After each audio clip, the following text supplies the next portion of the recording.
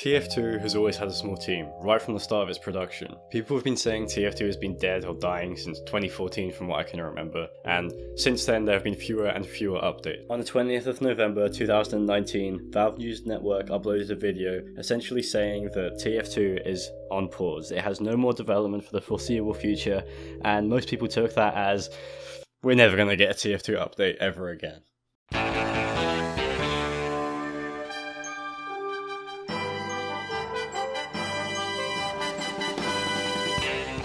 While this information seems sad for one of the most acclaimed games of all time, with a very long lifespan, let's actually take a look into Valve's philosophy and mindsets and ideologies behind their game development and why they put a pause on TF2. Valve, the whole company at its core, runs on passion and innovation. While at a first glance that might just seem quite generic, I'm going to explain why it's probably best for TF2 and go a bit deeper into what that actually means as a company and what it means for TF2. If you go onto Valve's hiring page, it's very clear what type of people Valve wants to have in their company. Take this for example, Boss Free since 1996. We believe that the best product decisions are made by the people who are actually doing the work. We take pride in hiring top talent from a variety of disciplines and bringing people together with one simple directive: collaborate and create. As has been revealed before, people at Valve aren't told what to work on for the most part, and they choose to work on what they want to. So why does this work so well? Well, it means that Valve and the developers are run by people with drive, people who actually care about what they're making. It means that these creators make better products because they actually want to, rather than studios just throwing money at talented people expecting them to do work for stuff they don't actually care about. And for whatever reason, the TF2 team just got smaller and smaller. So why did Valve just let TF2 die? Well, Valve telling people to work on something if they don't want to do it is inherently bad, as it's against their beliefs and won't generate the highest quality products. So, is this actually true? Well, let's look at my experience for example. I go to university and I do a computer animation and visual effects course. What you can see in the background right now is a unit that I had to create, where I had to create an environment, the assets within it, and the character. In the planning stages, I had so much passion for this project and I really wanted to get to the end of the pipeline with the best quality as possible. But because this was a university project and I had to tick certain boxes and do everything on a deadline, it kind of sucked all the passion out of the project, and I ended up completing all of the assets, textures in like the last 3 days of the project. Which is why the footage you're seeing right now just looks quite sporadic and dips in quality a lot, and just as a whole is very unpolished. The same goes for my TF2 AI PYRO buddy assistant. Making music and writing music is one of my biggest passions, but because I didn't actually care for the project I was working on, which so happened to also be a university project, the quality of that video as a whole, and especially the music, is not as good as my potential at all, and I just kind of felt bad like having finished that. And that's exactly what Valve is trying to eliminate. They're trying to hire people who actually have passion for what they do and they're eager to create it. Like, the deadlines of course matter because they want to get products out on schedule, but the workers in the studio probably are excited to go to work every day. They want to do what they're doing. I mean, who doesn't want to work at Valve? I'd love to work at Valve. And because they only hire people with passion, these people are going to be people who are top of the game, top of their class, making products that are groundbreaking, and that's exactly what Valve wants. I mean, look at Half-Life Alyx, look at the innovation in VR. They're really pushing for new grounds, and they want to push games as a genre. They want to make them, they want to be pioneering the movement for video games. As much as I'd love to go straight from university to working as a junior animator or modeler at Valve, they don't actually accept student showreels. This is because they only want the best of the best, and they only want true passion. And by default, this means they obviously also care about what happens to TF2. So does that mean there's no passion for TF2 anymore, or does that mean that TF2 is going to die because there is no passion? Well, yes, but that doesn't mean it's dying, and nor does it mean it will die. As long as there's passion for TF2, as long as you don't want it to die, and there are others like you, it won't die. Valve won't remove servers as long as people are still playing on them. This might seem like a weak argument at first, but bear with me. Ever since I heard the news of TF2 being on pause, I haven't really played TF2 until a couple of weeks ago. My initial thoughts were that TF2 won't die because of the previous reasons that I've stated, but my mind instantly went to other people and what they might be thinking, like TF2 might die because there were no more updates or no fresh content or people being sad. But what actually happened for the most part is that everything kept going. The community was still super active. I mean, think about Open Fortress mod or creators.tf, where community servers are creating new hats and updates for the community free of charge.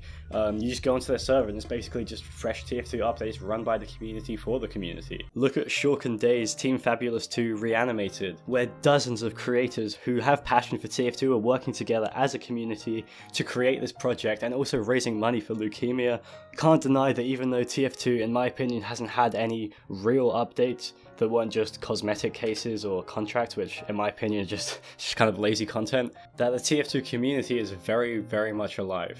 But let's play devil's advocate for a second.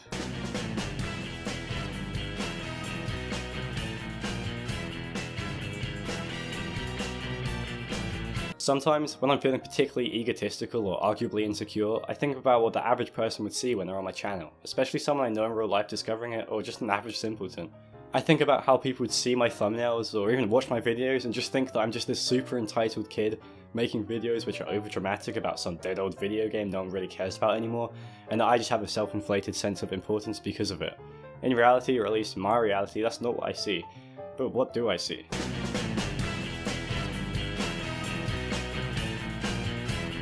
Thinking about most of the points that I've covered so far in this video, they're all thoughts that I've had for many months, maybe even years, before it was even revealed that TF2 was on hold. Even though I hadn't uploaded properly in such a long time, I knew what I wanted to say. I wanted to upload a few TF2 videos again to get my views back, and then I wanted to make this big announcement that I thought could save the TF2 community. I mean, not really, but just hear me out. I wanted to let my community and the TF2 community to know that I'm back, like, for good, but that's not the announcement. I had something that I was so excited to tell everyone. When I was gone from YouTube, I was mostly just thinking, analysing, exploring and learning, and as corny as that sounds, I realised that ultimately, what I want to do with my life is to find my passion and dive into it, and put everything that I have into it. I mean, does that sound familiar? It sounds a lot more simple than it really is. I was ready to come back into the TF2 community and my community and say, hi, I'm here, I have passion, I want to create games, music, entertainment, essays, food for thought for you, the TF2 community, and what is left of my community.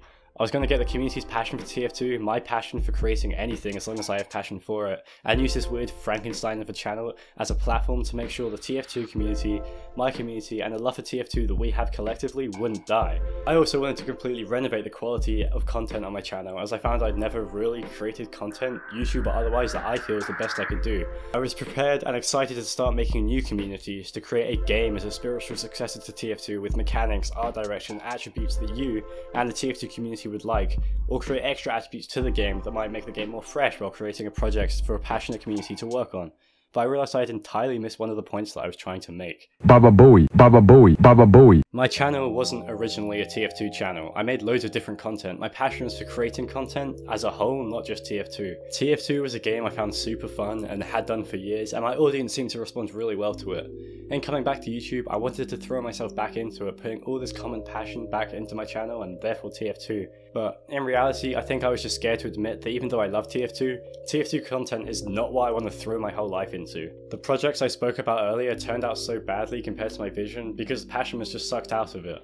I think one of the reasons for my channel doing so badly in the last couple of years is because my life passion is not 2009's Valve Team Fortress 2.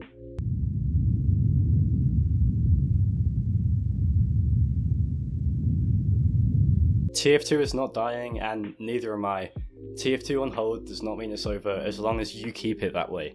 Team Fortress 2 was a mod for Team Fortress Classic, Dota was a mod for Warcraft 3, Gary's mod was a Half-Life mod. Valve thrives where there's passion, even for mods. Keep up with Open Fortress, with content, with reanimations, with community discords and events, and TF2 won't die. What does that mean for me? Am I quitting TF2 on this channel? The short answer is probably not.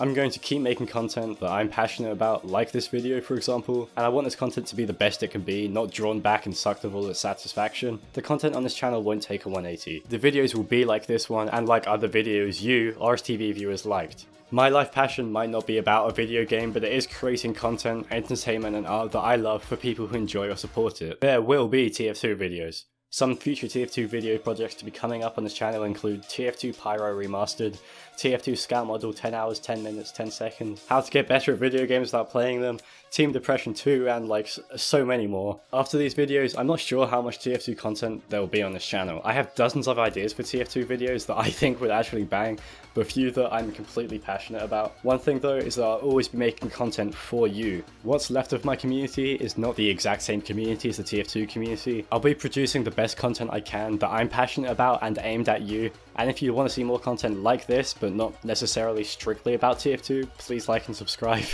If you want to just see TF2 content and don't really care about the parts of this video about human passion, food for thought, philosophy, the atmosphere of the video as a whole, or using myself for examples on youtube.com, please unsubscribe. I want people watching my content for what it is, not just because it's about TF2.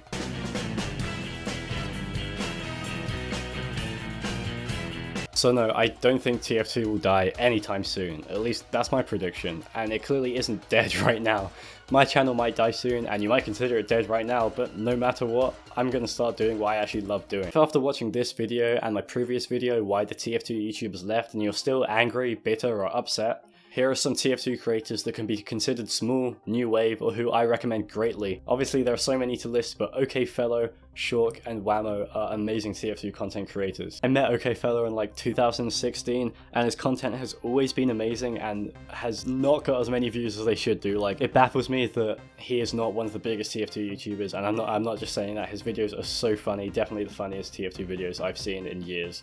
Shork is also my good friend, and content has always been amazing. Just following him on Twitter or his YouTube channel, you'll always be engaged with TF2 content. He's the one with Day who pioneered Team Fabulous 2 Reanimated, which comes out on July the 6th. I highly recommend you follow that Twitter account. It really brings the whole community together, and I can honestly say that if you support this and work with projects like this, you'll actively be helping to save TF2 if you think it's dying. Whammo is another new and fairly small TF2 creator, which I think is completely underrated. You can just see the passion, dedication, and hard work he puts into his videos, and he always wants to improve. He's always asking for feedback and stuff like that. And he also has a passion for saving TF2. He's making community servers, raffles, and community events, trying to keep this community alive and thriving, which it kind of is. It's working. Also, I can never shout out TFCo enough. They work amazingly working with charities and TF2 streams, such as the TF2 charity matches in the past, and I will hopefully be working with them again soon for another TF2 charity stream that I'm planning. Since scripting this video, two really big main TF2 YouTubers have actually said that they're not going to be making much TF2 content anymore, such as Neo and PYRO Joe, and if you're mad at them for leaving, I have a whole video explaining why TF2 YouTubers leave and how it's actually better for them to be leaving, which sounds weird, but I'll put a link to that in the description. If you were fans of PYRO Joe and Neo, you should still go and support them if you still enjoy their content. You shouldn't just stop watching them just because it's not about TF2 anymore. To me, that's just completely illogical. But again, I talk about that in the video that will be in the description. If you still think TF2 is dead, I mean, just look at this graph, I really don't understand it. Just because it's on pause and has no more updates, and you think I'm being naive, please let me know in the comments. I'm happy to start a dialogue, but I think the freaky ass AI Pyro might have something to tell you first.